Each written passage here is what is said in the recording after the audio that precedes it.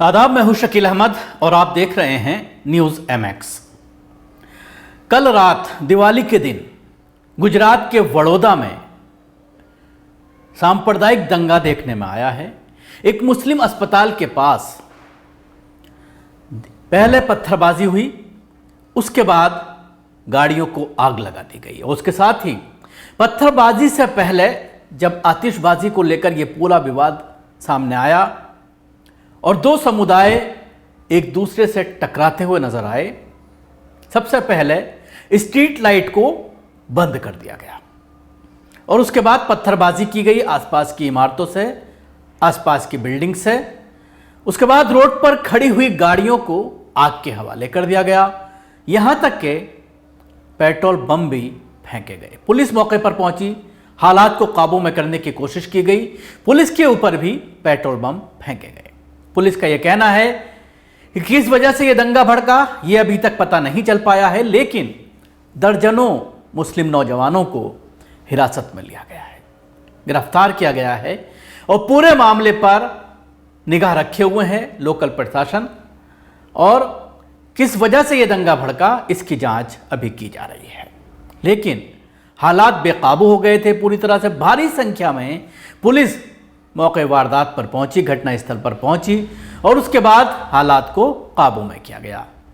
याद रहे कि गुजरात इलेक्शन सर पर है। अभी हालांकि इलेक्शन का ऐलान नहीं किया गया है, लेकिन उम्मीद की जा रही है कि आज या कल 2-3 दिन के अंदर जो है इलेक्शन के ऐलान कर दिया जाएगा।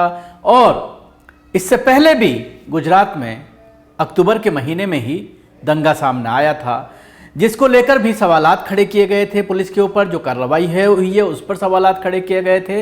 इस दंगे में भी जो कार्रवाई एक तरफा की जा रही है उसको लेकर सवालात किए जा रहे हैं। गुजरात के वडोदरा में दिवाली की रात सांप्रदायिक दंगा हो गया। शहर में सड़कों पर उपद्रवियों ने जमकर तांडव किया। दो समुदाय के लोगों के बीच अचानक हिंसक झड़प शुरू हो गई। देखते ही देखते पत्थरबाजी, आगजनी और तोड़फोड़ होने लगी। इतना ही नहीं, जब पेट्रोलिंग पर पुलिस वहां पहुंची तो उनके ऊपर भी पेट्रोल बम से हमला किया गया। गनीमत यह रही कि पुलिस किसी तरह से बच गई और किसी को भी चोट पेट्रोल बम के हमले में नहीं आई। बताया जा रहा है कि वडोदरा के पानी गेट इलाके में पटाखे फोड़ने को लेकर दो समुदाय आमने सामने आ गए। दोनों गुटों के बीच भिड़ंत हो गई। बवाल इतना बढ़ गया कि पत्थरबाजी शुरू हो गई। हिंसक झड़प के दौरान शहर की कई दुकानों और गाड़ियों को आग के हवाले कर दिया गया। साथ ही जमकर तोड़फोड़ भी की गई। जानकारी के मुताबिक वडोदरा के मुस्लिम मेडिकल सेंटर के पास पटाखे फोड़ने को लेकर हुई हिंसक झड़प की सूचना मिलने पर पुलिस के आला अधिकारी मौके पर पहुंचे और स्थिति को काबू में करने की कोशिश की गई। पुलिस ने स्थिति पर नियंत्रण कर पूरे इलाके में पेट्रोलिंग की। जब वडोदरा पुलिस की टीम पेट्रोलिंग कर रही थी, उस दौरान पुलिस के अधिकारियों पर भी पेट्रोल बम से हमला किया गया। बता दें कि भारी पुलिस बल मौजूदगी में दंगों को शांत करा लिया गया है।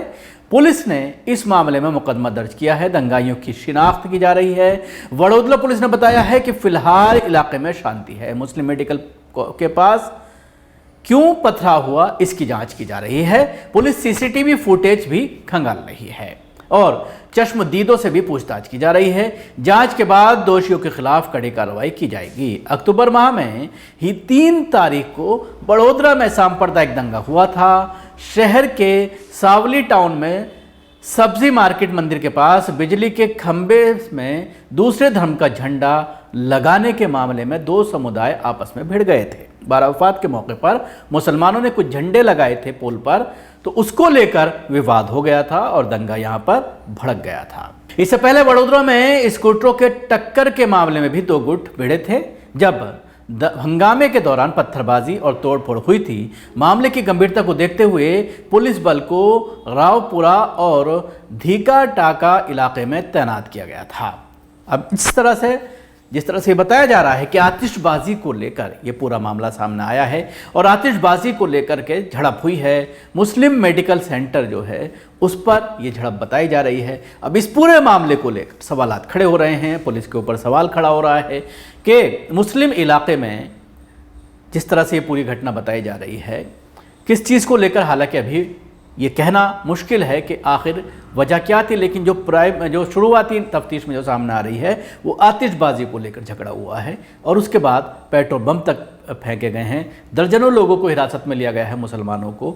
अब ये देखने वाली बात होगी कि क्या सिर्फ ये एक तरफा ही कार्रवाई होती है, क्योंकि रिपोर्ट्स इस तरह की आ रही हैं कि दोनों ही गुटों के जरिए तोड़फोड़ की गई है, दुकानों में लूटपाट की गई है। अब इस पूरे मामले में आगे क्या कार्रवाई होती है, जैसे ही इसमें अपडेट होता है हम हाजिर होंगे। शुक्रिया।